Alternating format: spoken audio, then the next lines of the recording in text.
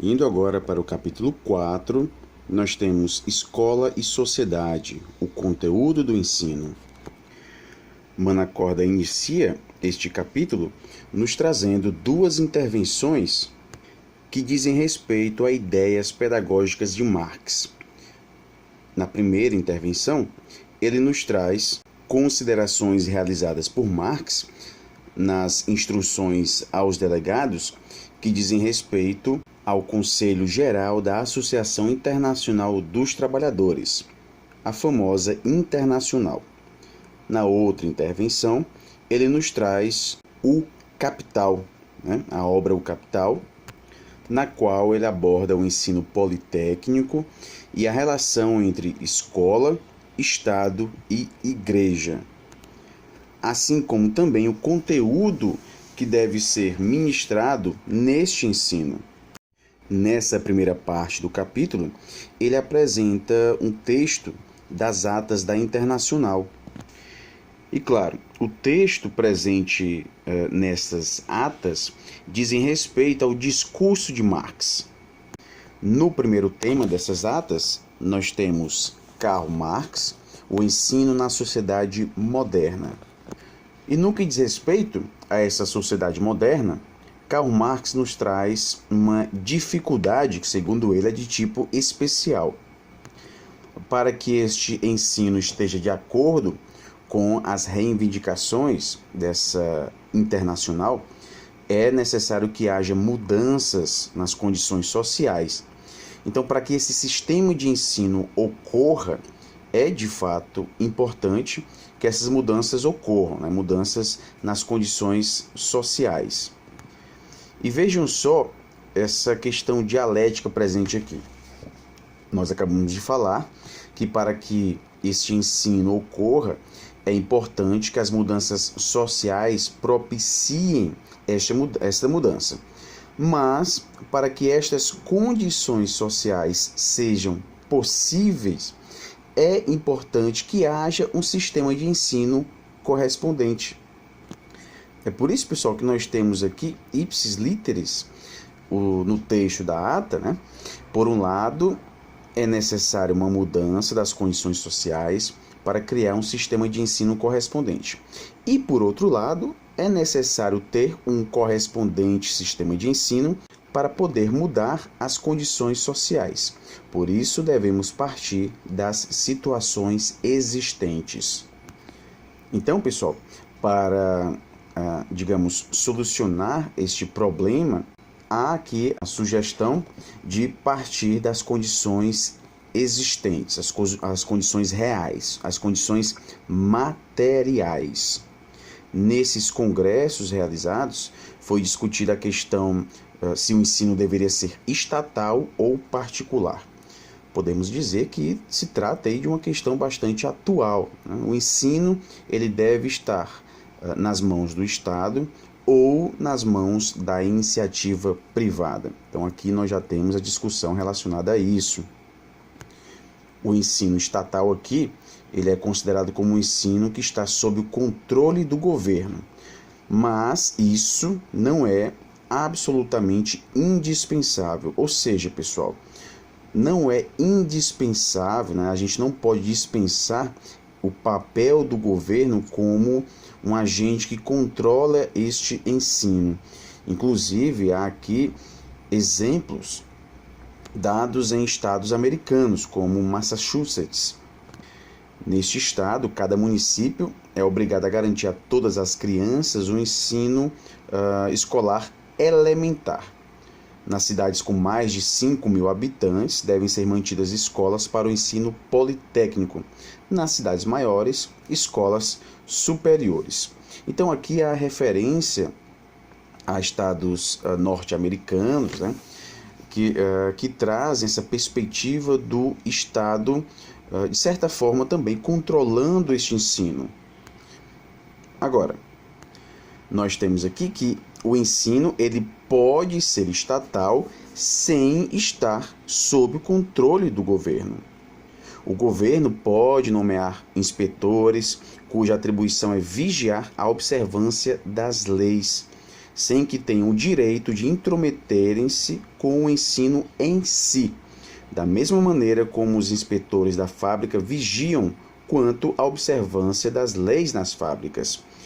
Então, pessoal, nós temos aqui uma função de supervisão realizada pelo governo.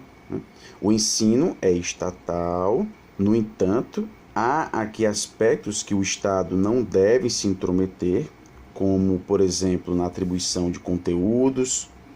Em outras palavras, isso diz respeito mais, à autonomia da entidade.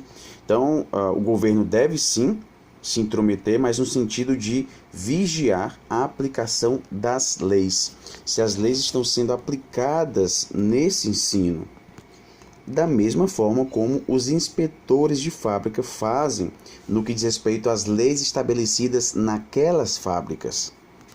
E ele continua: o Congresso pode decidir que o ensino gratuito deve ser obrigatório. Quanto ao fato de que as crianças não deveriam ser admitidas no trabalho, e aqui é um ponto muito importante em Marx, que ele faz questão, de ressaltar, é importante que as crianças participem sim deste mundo do trabalho. Haveria aqui uma justificativa, uma contraposição, de que se as crianças se inserirem nesse mercado de trabalho, isso poderia gerar baixos salários, uma desvalorização salarial, até porque a mão de obra infantil seria mais barato, isso acabaria também barateando a mão de obra adulta, Mas isso é rebatido por Marx. Ele diz que, quanto ao fato de que as crianças não deveriam ser admitidas no trabalho, uma coisa é certa: isto não levaria a uma redução dos salários e as pessoas acabariam acostumando-se.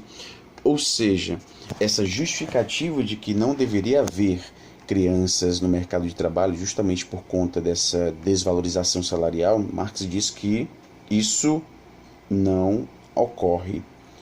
Ele cita até aqui aqueles seguidores de Proudhon, e vale ressaltar a já divergência existente entre Marx e Proudhon.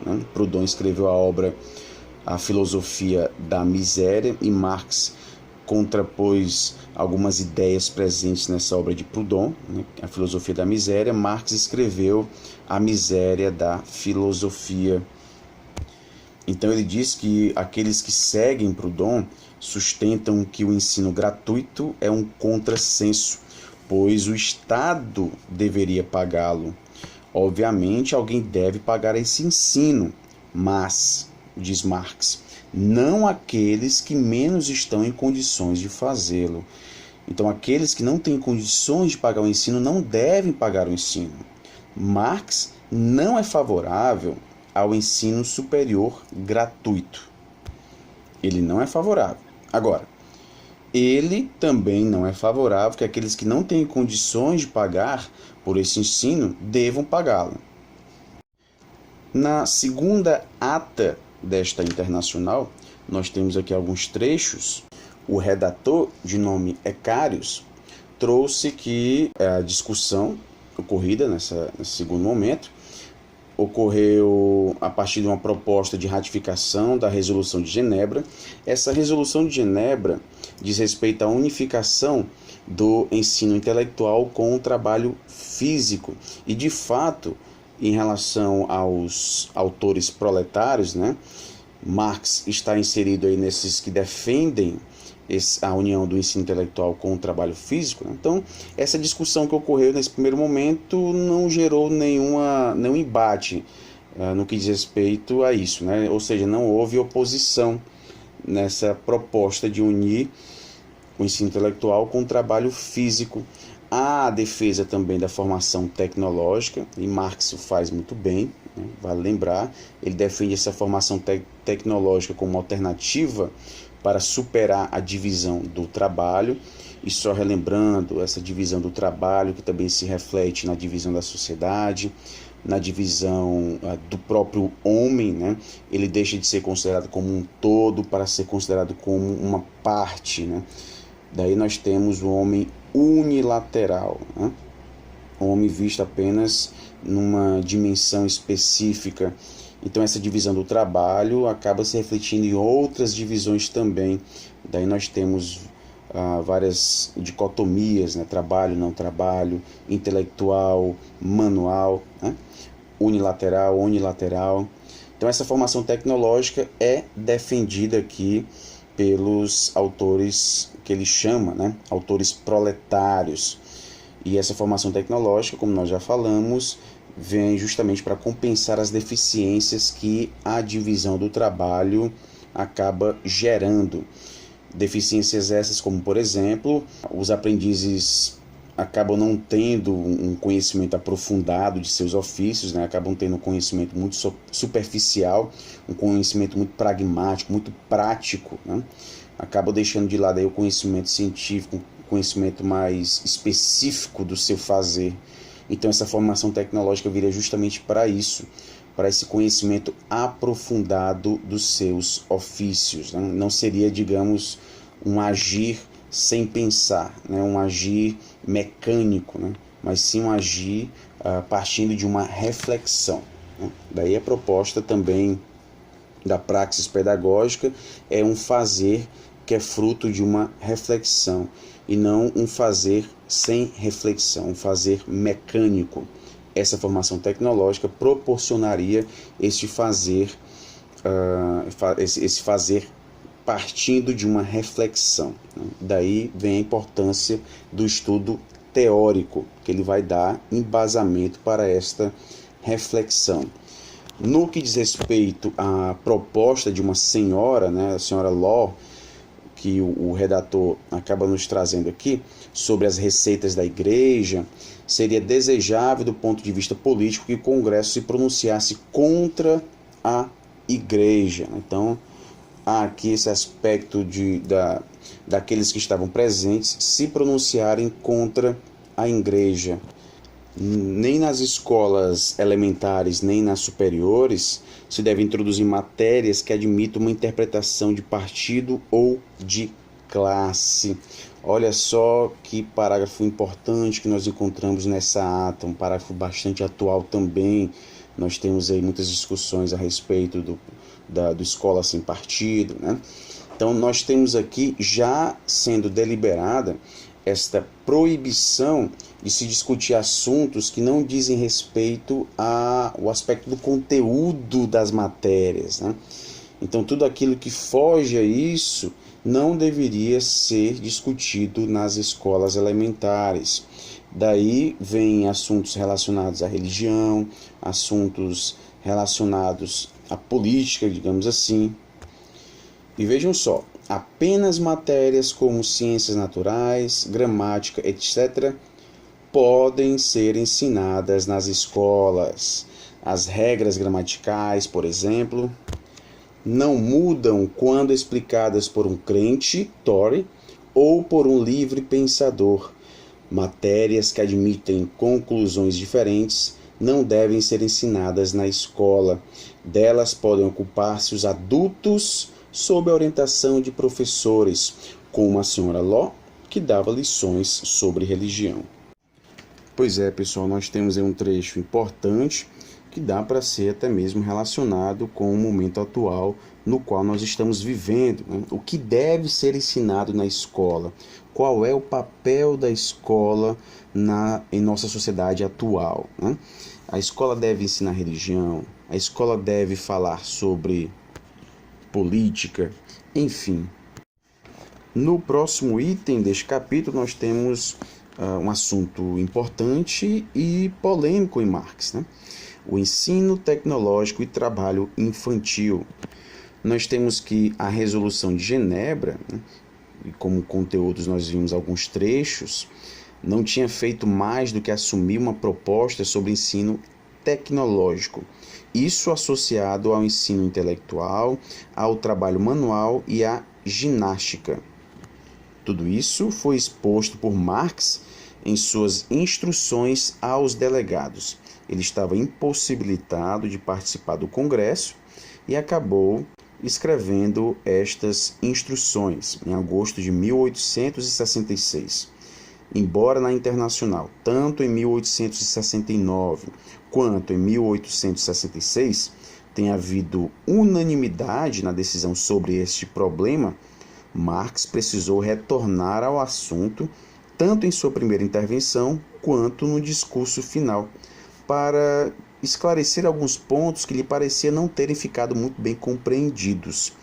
O primeiro ponto que ele nos traz, que Marx nos traz, diz respeito ao trabalho produtivo das crianças. Em relação a esse trabalho produtivo das crianças, ele traz esses questionamentos como duas objeções que podem ser facilmente rebatidas.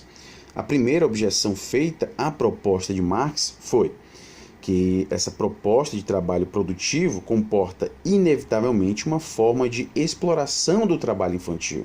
Então, essa proposta de Marx estava sendo vista também como uma proposta de exploração do trabalho infantil. Na segunda objeção que Marx nos traz, ele vai rebater isso posteriormente aqui mesmo, é que o custo menor do trabalho infantil traz consigo uma diminuição dos salários dos trabalhadores adultos. Nós já falamos sobre isso anteriormente, né?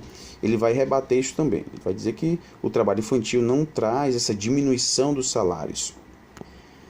Manacorda vai dizer que as respostas de Marx a essas objeções podem parecer extremamente apressadas, mas o sentido da sua exposição poderá ser melhor compreendido se posto em confronto com outro dos seus textos, dos quais trata expressamente do mesmo argumento. Então, pessoal, nessas instruções aos delegados, texto no qual ele traz, ele rebate, né, essas objeções feitas às suas propostas, Manacorda diz que as suas respostas podem ser, de fato, serem consideradas rápidas, né, lacônico, digamos assim. Mas, comparando o que Marx diz nessas instruções com outros textos, a gente acaba tendo aqui um texto coeso, né, quando a gente compara as ideias, né? De fato, ele defende este trabalho. Manacorda nos traz que, em relação a isso, esse trabalho infantil, há uma referência a ele no capítulo 2 do Manifesto Comunista. Ele vai pedir a unificação do ensino com a produção material, colocando, porém, como premissa a abolição do trabalho das crianças nas fábricas em sua forma atual. Então, pessoal, ele defende sim esse trabalho infantil. Agora, ele rebate o trabalho infantil sob as condições atuais, né, da sua época. Então, ele não concordava com as condições nas quais as crianças viviam, né, neste trabalho. Ele propunha mudanças dessas condições. Ele não propunha aqui a eliminação desse trabalho infantil. Deve haver mudanças nas condições de trabalho para que haja essa associação do ensino com o trabalho de fábrica. Até porque, pessoal, como nós falamos aqui, ele não defendia essas condições atuais de trabalho infantil, porque naquela época, na metade do século XIX, as crianças pertencentes às classes trabalhadoras não possuíam qualquer direito ou possibilidade concreta de acesso ao ensino escolar. Então, além de viver nessas condições, elas não tinham acesso ao ensino escolar. Então, que o ensino escolar seja trazido a elas, né? Que haja essa aproximação do trabalho nas indústrias, né? Com a escola. Este ensino escolar era de fato reservado às classes possuidoras, e essas crianças já tinham perdido a possibilidade de participar dessa única forma de ensino que estava reservada a eles. Marx diz que a fábrica não permitia qualquer formação para o trabalho do tipo artesanal. Destruídas as escolas artesanais, a gente vai ver que a superação desse trabalho artesanal vai ocorrer por meio da fábrica, né, da grande fábrica. Então, essas escolas artesanais foram destruídas, né, isso acabou gerando das crianças um trabalho sem aquisições técnicas e culturais, sem nenhuma perspectiva de progresso.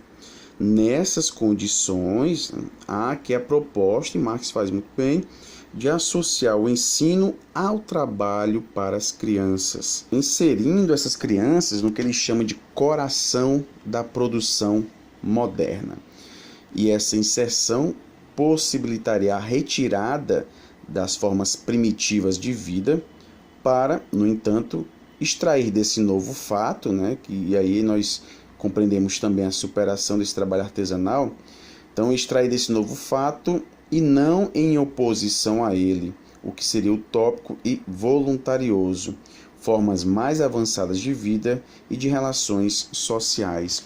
Então, por meio desse trabalho, dessa educação, desse ensino politécnico, trazendo a perspectiva da unificação, né, do trabalho com o ensino, né, com o conteúdo em si, essa unificação que seria disponibilizada também para os filhos das classes trabalhadoras, acabaria proporcionando formas avançadas de vida e de relações sociais. Claro, isso também possibilitaria a eliminação da divisão do trabalho, e eliminar a divisão do trabalho seria um dos pontos principais para a superação de toda essa exploração, dessa perspectiva da alienação da economia política, enfim. Então, pessoal, a fábrica moderna substituiu a oficina artesanal. E é justamente as necessidades que surgiram a partir dessa fábrica moderna que vão possibilitar a sua própria superação. A fábrica moderna, de fato, com a divisão do trabalho também, né, trouxe exploração, trouxe alienação, intensificou o fenômeno do fetichismo, do estranhamento, né?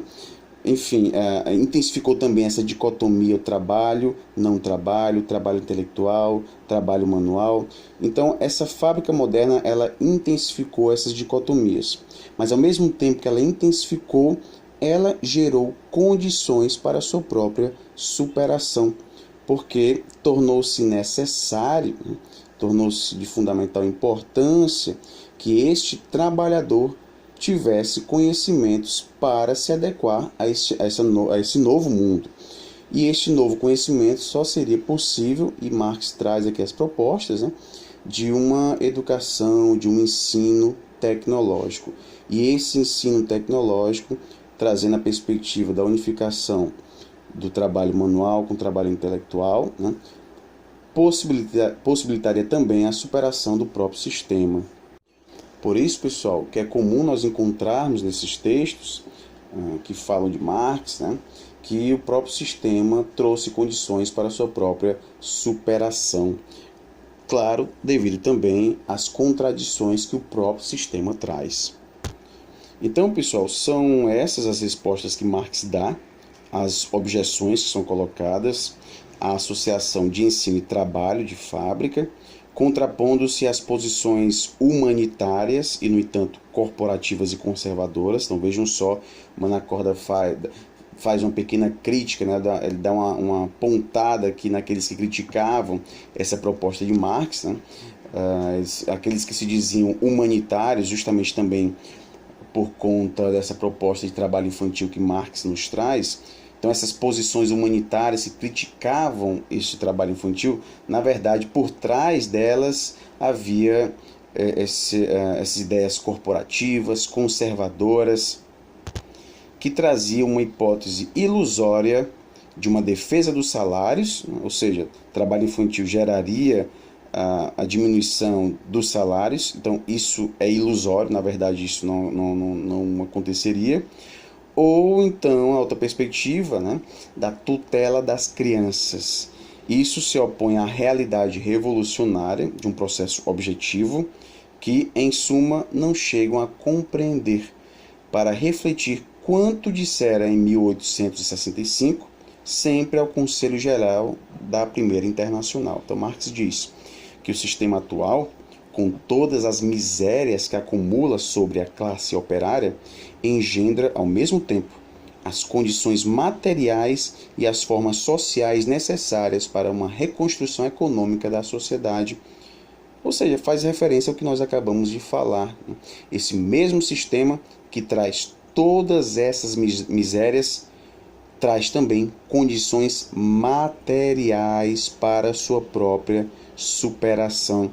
E vale lembrar, pessoal, na proposta de Marx é a gente sempre estudar na perspectiva material, é entender os fenômenos sociais partindo dos aspectos materiais. Posteriormente, Marx retomou uma antiga polêmica que data de 1847, uma polêmica contra uma proposta que, segundo Manacorda, é a predileta dos burgueses, que é a proposta do ensino profissional universal, que consistia em adestrar, vejam só, adestrar o operário, né? Ou seja, ensinar, né? Mas numa perspectiva mecanizada, sem reflexão, treinar, né? Não cabe aqui ao operário refletir sobre o que ele está fazendo, é um agir irrefletido. Então, essa proposta do ensino profissional universal viria para adestrar o operário em tantos ramos de trabalho quanto possível, para fazer frente à introdução de novas máquinas ou a mudanças na divisão do trabalho. Para dizer a verdade, Marx também mostrará em várias ocasiões não subestimar esse aspecto. Denunciará o fato de que a divisão do trabalho aprisiona os operários a um determinado ramo da indústria. De fato, é um aspecto aqui unilateral, né?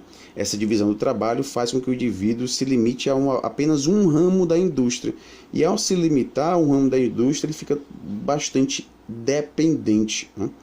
E essa divisão do trabalho acaba também arruinando esses próprios operários pela falta de mobilidade causada pela divisão do trabalho, e valorizará positivamente o reconhecimento da variação dos trabalhos e, portanto, da maior versatilidade possível do operário. Então, esse ensino profissional universal traria essa ideia de tornar mais versátil o operário, né? Por meio de introduzir ensinamentos sobre várias máquinas, novas máquinas, né? Então, há aqui o aspecto da pluriprofissionalidade. Então, esse operário estaria treinado, adestrado para assumir mais de uma função, né? Mas isso não se limita a essa reivindicação por uma maior disponibilidade do operário para a variação do trabalho, daí a gente pode entender como pluriprofissionalidade, né? Ele está disponível para outros trabalhos. Aqui vem uma concepção que vai se contrapor, que é justamente a do ensino tecnológico, teórico e prático, como esclareceu Marx em 1866 aos delegados do primeiro Congresso da Internacional. Marx traz essa exigência de fazer adquirir conhecimentos de fundo, né? Conhecimentos profundos, isto é, as bases científicas e tecnológicas da produção e a capacidade de manejar os instrumentos essenciais das várias profissões. Então, pessoal, há aqui uma certa semelhança dessa proposta do ensino profissional universal, que, segundo Marx, era burguesa, né? De fato, é importante, sim, este trabalhador ter conhecimento de outras funções, né? Ter essa versatilidade. Agora, esse conhecimento não pode ser fruto de um adestramento.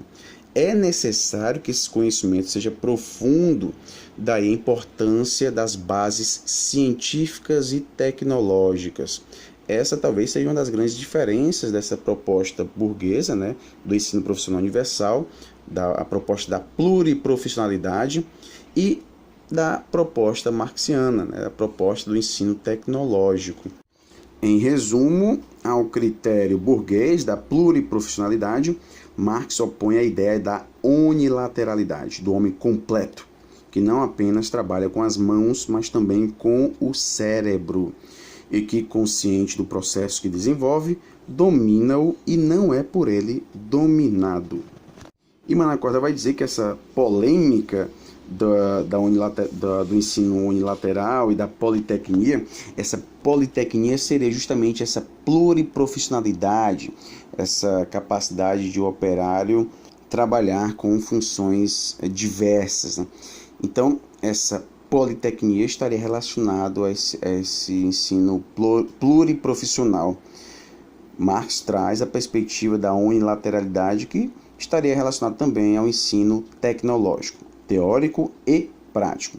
Essa polêmica ainda continua, né, segundo Manacorda, contra o que a burguesa entende por ensino técnico, e na moderna pedagogia socialista há por vezes uma tendência de reduzir o politecnicismo, ou melhor, o ensino tecnológico, teórico e prático a uma mera questão de disponibilidade, de pluriprofissionalidade.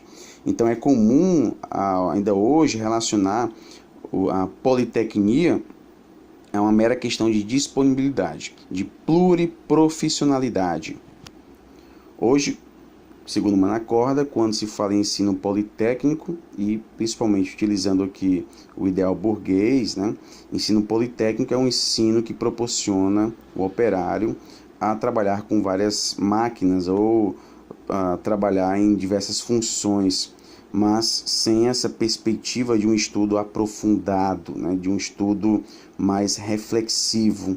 Daí a proposta de se utilizar o termo unilateral, né? Ensino unilateral ou mesmo ensino tecnológico. No próximo item nós temos relação da escola com a sociedade, o Estado e a Igreja. Marx vai trazer essa relação como sendo uma relação no mínimo tripla, né, entre uma base real, que é dada pelo conjunto das relações de produção, que além disso já pressupõe um determinado grau de desenvolvimento das forças produtivas materiais e constitui a estrutura econômica da sociedade. Nós temos uma outra relação, que é uma superestrutura jurídica e política, que se ergue sobre aquela base a qual correspondem, e, finalmente, determinadas formas de consciência social. Manacorda vai dizer que, em relação aos dois primeiros pontos levantados nessa relação tripla, né, há aqui uma contradição de fundo. Marx diz que o modo de produção da vida material condiciona, em geral, o processo social, político e espiritual da vida, ou ainda mais em geral, que não é a consciência dos homens que determina o seu ser, mas ao contrário, é seu ser social que determina sua consciência. No entanto, sejam quais forem as coisas em Marx sobre esse ponto central da sua teoria, né, não é possível aqui, Manacorda destaca, esgotar tudo que pode ser discutido, né? Parece a ele que o sentido da observação de Marx pode ser encontrado naquelas mesmas páginas do prefácio à crítica da economia política, nas quais exige a necessidade de se partir do real. A humanidade, diz Marx, se coloca sempre apenas às tarefas que pode resolver, porque, caso observe melhor, se achará sempre que as próprias tarefas surgem apenas onde as condições materiais para a sua solução já existam. Por isso, pessoal, que é muito importante para se estudar essa relação da escola, Estado e Igreja com a sociedade, né? Estudar esses três elementos, a sua relação com a sociedade, é importante partir do modo de produção da vida material, porque essa vida material, esse modo de produção da vida material, vai condicionar a relação desses três elementos com a sociedade. De qualquer forma, há aqui uma relação recíproca que existe entre as condições sociais e sistema de ensino. O ponto de vista de Marx apresenta-se como claro e atual até hoje. A concepção daqueles que, por estatolatria, aqueles que defendem a intervenção do Estado, o Estado em todo lugar, né? Então, a concepção desses que defendem o Estado, ou daqueles que repelem o Estado, né? O Manacorda utiliza dois termos, né? Estatolatria, né? Aqueles que idolatram o Estado, e estatofobia, aqueles que repelem o Estado. De qualquer forma, isso não importa, né? Na verdade, pouco importa. Não sabem esses, né, conceber o ensino estatal senão como um ensino controlado pelo governo, Marx responde com a óbvia, mas tão esquecida observação de que Estado e governo são duas coisas diversas e que o ensino pode ser estatal sem estar sob o controle do governo. Nós temos aqui uma observação que é óbvia, segundo Manacorda, né? Mas ela acaba sendo muitas vezes esquecida. E não faltam exemplos para explicar muito bem isso que foi dito por Marx. De fato, o que nós temos aqui é uma polêmica, né, do tipo liberal contra a escola estatal, né, em nome da liberdade de ensino. E detalhe, nós estamos passando por isso também, né? Propostas neoliberais se contrapondo a propostas de um maior controle do Estado. De qualquer forma, essa polêmica, né, ela acaba também se refletindo numa polêmica do tipo clerical, aqueles que defendem uma participação maior da igreja no ensino. Também vamos ter aqueles que repelem essa participação da igreja. E Marx vai trazer novamente aqui o exemplo de algumas escolas de Massachusetts, né, com a analogia dos inspetores de fábrica da Inglaterra. A escola pode ser estatal na medida que o Estado promulga as disposições gerais, contribui com seus fundos, controla a obediência às leis, mas quanto ao resto, desde a nomeação até a escolha dos manuais escolares, pode depender das representações locais. E essas representações locais, Manacorda destaca, são democráticas em vários graus. Vale a pena observar que esses exemplos que Marx traz, exemplos americanos e ingleses também, não aparecem apenas aqui. Para confirmar a validade dessa resenha sintética, pode-se recordar que, cerca de 6 anos mais tarde, em sua crítica ao programa de Gotha, de 1875, Marx declarava reprovar completamente a ideia de uma educação popular a cargo do Estado e recorria, uma vez mais, ao exemplo dos Estados Unidos, para observar que o Estado deveria limitar-se a determinar por lei os recursos para as escolas, o nível de ensino dos professores, as matérias de ensino e a supervisionar com seus inspetores o cumprimento dessas disposições, né? E vale lembrar, pessoal, isso não quer dizer que o Estado vai ser o educador do povo, até porque deve-se excluir governo e igreja de toda influência sobre a escola. Então, para Marx, não há aqui uma tese liberal, né? Marx não está sendo liberal. A posição dele é totalmente coerente com a sua concepção do socialismo. Nesse sentido, pessoal, da separação entre igreja e escola, né? Aqui a gente deve entender também a sugestão de Marx de que seria oportuno que o Congresso se pronunciasse contra a igreja. Para finalizar esse ponto, Manacorda traz a importância de se dizer que Marx, né, traz essa proposta de oposição ao Estado educador. Isso não é uma tese transitória, ou seja, no momento de transição do capitalismo para o socialismo, né, nessa transição haveria essa oposição ao Estado educador. Não, essa proposta de Marx não é apenas uma tese transitória, ela é válida contra o Estado burguês, ou seja, é algo permanente, né? Mesmo depois desse período de transição, o Estado não deve ser considerado como Estado educador. O Estado deve ser um Estado proletário. Por mais que considere a necessidade do uso do poder político na Revolução Socialista, a perspectiva liberadora do socialismo nunca se configura nele como um aumento da esfera estatal. O Estado futuro para Marx nada mais é que uma forma de Estado burguês mais avançada, já existente na Suíça ou nos Estados Unidos, e que na realidade eles dois, Estados Unidos e Suíça, entendiam por Estado a máquina do governo, ou seja, o Estado enquanto um organismo em si, separado da sociedade por causa da divisão do trabalho. No próximo item deste capítulo, nós temos objetividade do ensino. Uma última questão muito importante que Mana Corda nos traz aqui é o tratamento do conteúdo escolar, né, nos textos de Marx. E segundo Mana Corda, não há nenhuma referência explícita em outras páginas, né, de obras de Marx que não seja no discurso de encerramento de Marx. Mana Corda diz que a tese de Marx é muito clara.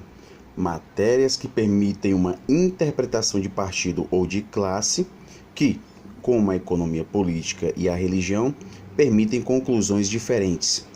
Essas matérias não devem ser admitidas nas escolas de qualquer grau. Na escola, devem-se ensinar matérias como as ciências naturais e a gramática, que não variam quando ensinadas por um crente ou por um livre pensador. Todo o resto os jovens devem assimilar da própria vida, do contato direto com a experiência dos adultos. Perante uma tese tão firme, deve-se discutir preliminarmente a nota da edição russo-alemã. E Mana Corda, fazendo a interpretação desta nota, traz o ponto de vista, né, de que é preciso isso para o proletariado, né, do ponto de vista do proletariado, que é preciso afastar toda a utilização política da escola. E, de fato, isto a gente pode fazer referência ao que Marx nos traz, né, desse tipo de proibição. A gente não pode utilizar a escola como um espaço de politicagem, né, utilização política. Isso por parte do Estado burguês. Essa utilização se torna lícita por parte de um Estado proletário. Então, a utilização política por parte do Estado burguês é vedado. No caso da utilização política por parte de um Estado proletário, isso se torna lícito. Para Marx, a liberdade, com exceção do período transitório necessário de permanência do Estado como ditadura proletária, consiste não no atribuir ao Estado as mesmas tarefas e funções de outras classes, mas na mudança do estado de órgão superposto à sociedade a órgão a ela subordinado. Mana Corda nos traz também Lenin, que denuncia o modo deformado, como se costumava interpretar, o vínculo da escola com a política. Até aqui, segundo Mana Corda, o que foi feito foi filologia, e de fato é isso que nós encontramos, né? Estudos de conceitos, a mudança que certos termos tiveram, né, com o decorrer dos tempos, mudanças de interpretação, interpretações muitas vezes equivocadas. Por isso que ele traz essa proposta de uma pesquisa filológica partindo dos textos originais. Daí o fato de ser um estudo marxiano, né? Por isso que ele destaca que fazer filologia, utilizando-se dos textos originais, é devolver a Marx o que é de Marx, a Lenin o que é de Lenin e aos outros o que é deles. Mas o problema colocado por Marx interessa-nos porque ainda hoje é real, atual, e de suas palavras podemos retirar um estímulo para seu reexame. A distinção que Marx faz entre matérias discutíveis, ou seja, aquelas matérias que podem ser discutidas na escola, e matérias que não podem ser discutidas, lembra um pouco a página do Manifesto da Ciência Moderna de Leonardo da Vinci. Daí nós temos mentirosas ciências mentais, pelas quais sempre se discute, se contende, opõe as ciências verdadeiras, nascidas da experiência, mãe de todas as certezas, e que se submetem às demonstrações matemáticas, nas quais se silencia a língua dos contendores. Então, assim como nós encontramos em Da Vinci, né, nessa perspectiva de Marx, nós encontramos também um ensino que se restringe apenas às coisas certas e aos instrumentos para sua aquisição e uso. E Manacorda traz o seguinte questionamento: mas será verdadeira e absoluta esta distinção entre matérias discutíveis e matérias não discutíveis? Essa distinção, na verdade, é bastante antiga. Manacorda traz aqui que, na sua essência, entre ciências humanas e ciências matemático-naturais, há também essa perspectiva de matérias literárias e matérias científicas, entre ciências do trívio e ciências do quadrívio. Então, essa distinção de matérias discutíveis e matérias não discutíveis também reflete antigas discussões, como a diferença entre ciências matemático-naturais e ciências humanas, entre matérias literárias e matérias científicas, enfim. E daí vem também outros questionamentos que Manacorda nos traz, sobre o fato de você ensinar determinadas matérias e outras não. As matemáticas modernas suscitam discussões menores que a historiografia? No que diz respeito às discussões no campo do ensino, é possível silenciar os contendores do darwinismo? Ou seja, pessoal, há aspectos relacionados a determinadas disciplinas, a determinadas áreas, que, para serem tratados, é necessário que haja essa referência a outras matérias que estariam nesse campo das matérias que não seriam abordadas na escola. Em outras palavras, abordar matérias discutíveis sem referência a outras áreas, seria um estudo bastante limitado. De qualquer forma, o discurso de Marx relacionado a essas matérias não é algo arbitrário. Segundo Manacorda, Marx objetivou aqui excluir do ensino toda propaganda, todo conteúdo que não seja uma aquisição imediata do saber. Objetiva construir, assim, um ensino rigoroso de noções e de técnicas. Se leva em consideração o tipo de escola para trabalhadores que existia em seu tempo e na perspectiva do futuro, ligada ao trabalho de fábrica e fundamentada na teoria e na prática, daí o ensino técnico, o ensino tecnológico, de uma moderníssima ciência da tecnologia. E nessa perspectiva da ciência e da tecnologia, há pouco lugar para uma cultura desinteressada. No entanto, exatamente no texto mais explícito da sua pedagogia, ou seja, nas instruções aos delegados de 1866, Marx tinha colocado em primeiro lugar o ensino intelectual, mas sem defini-lo posteriormente. Talvez aqui uma das grandes chances de a gente compreender bem o pensamento de Marx seja justamente no fato de que ele une, com um rigor bastante austero, e Manacorda destaca isso, ele une a estrutura da escola à necessidade social de reproduzir a vida, de regular o intercâmbio orgânico com a natureza, em que a liberdade humana se explicita apenas como regulamentação racional desse intercâmbio. E aqui Marx critica também essa estrutura escolar atual, da sua época, e essa estrutura escolar de sua época era essencialmente destinada à aprendizagem daquilo que é necessário ao homem no reino da necessidade. O restante, aquilo que diz respeito ao reino da liberdade, está muito longe. O papel social da escola aqui vai se configurar como uma integração à fábrica, do mesmo modo como a aprendizagem dos ofícios era uma integração à oficina artesanal. Então nós vimos que de fato esta fábrica moderna veio para suplantar a oficina artesanal e com essa fábrica nós tivemos a divisão do trabalho sendo bastante acentuada, e claro, trouxe a necessidade de uma maior integração à fábrica, da importância da escola como um agente integrador. É provável, Manacorda nos traz, que nos países onde a tendência a integrar a escola à fábrica apareça mais claramente, como nos socialistas, se faça sentir até mesmo uma forte tendência de fazer da escola um centro de educação além do ensino.